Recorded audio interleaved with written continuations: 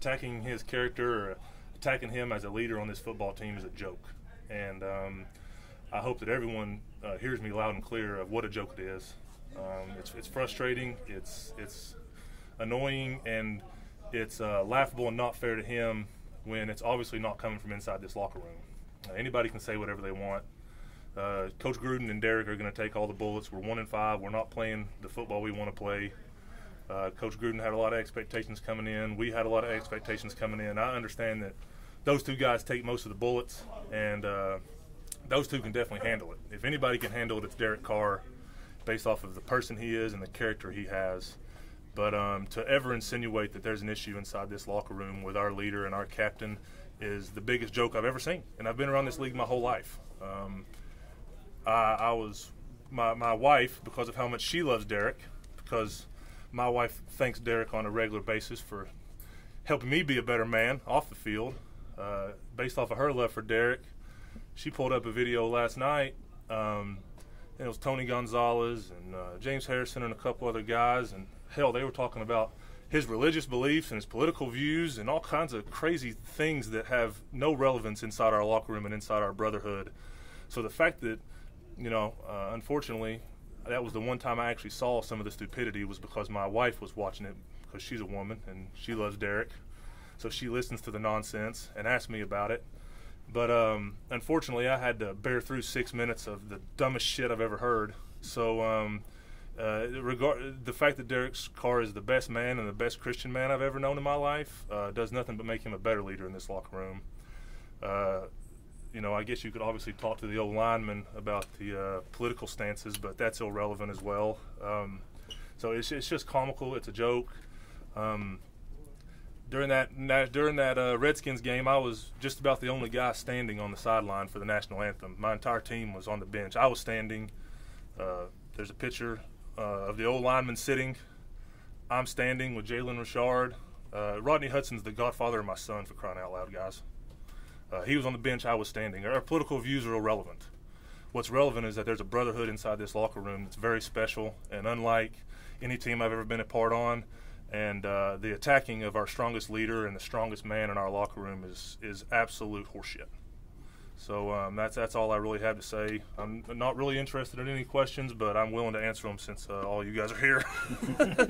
Lee, how do you think Derek's holding up under it? Like, do you see it weighing on him at all, the outside stuff? Listen, guys, he's a human being. I mean, we're human beings. We're not robots, okay? He's got a 1-5 record as a starting quarterback for the Oakland Raiders. That's hard enough on him, much less, him worrying about his two sons, happening to see an article that he's not tough. I mean, it's ridiculous. So, of course it's bothering him. He's human. I'm human. I don't want people bashing me all over the internet for my friends and family to see, So, I think any man would lie, would say that it would be lying if they said it didn't bother him. Why wouldn't it? Right? We're all human beings in this business. I think that's missed. I think that's the perspective that's missed. Listen, Derek makes $25 million a year. Coach Gruden's well paid, obviously. They're our head coach and our quarterback. They're going to take the bullets. And you know what? For the most part, I would never do this because that's part of their gig, and they both get it, and they both can handle it. But if anybody can handle it, it's Derek Carr. With his character and the person he is and the leader he is, he'll take the bullets for everybody else in this locker room all day long. But Derek Carr wasn't the one getting himself hit over and over in Seattle. I can promise you that. It was me. It was everyone else on this team that was getting his head dented in. So, and I don't think he's blamed anybody, has he? No, I can promise you he hasn't, because he's a better man than anybody standing here. So, of course it's bothering him. Why wouldn't it? He's human. Somebody can be a good man but be struggling at the game. Yeah, absolutely. So, absolutely. Mean, can you have those tough conversations, if that's the case with him or your teammates right now when you're 1-5, if you see somebody on film not doing their part? I think there's a lot of us that need to get better. We're 1-5, and I mean, Seattle was ugly, right? I don't think there's any hiding that was an ugly football game from just about everybody on the field. Derek was running for his life. We couldn't run the ball. We couldn't throw the ball. We couldn't do much good anywhere. Our field position was terrible all day. So I think all of us need to look at each other. But absolutely, Derek's always going to come in here and tell us when he needs to play better. That's something that he does on a daily basis. Besides Coach Gruden, who, like I've said before, is a wild man. I mean, I don't think he goes home ever. His wife probably sees him 3 hours a week awake. He's here all the time. Besides him, Derek Carr's in this building as much as anybody, working and and trying to get better. So of course we have those conversations. Derek tells me when he needs a little more out of me. I do the same with him. Along with like I said, this is a brotherhood. Everything, all this noise on the outside. The reason it's so laughable is because it's all just nonsense. But I think all of us can play better. I think being a good. I agree with you. Being a good man doesn't keep you employed in the NFL. We're not here for popularity contests. We're not here to be good Samaritans. We're here to entertain people and win football games. And it's a production-based business.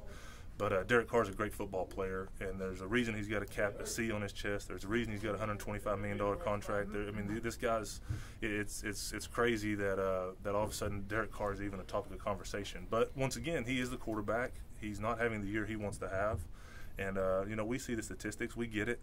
But by no means is anybody in this locker room worried about Derek.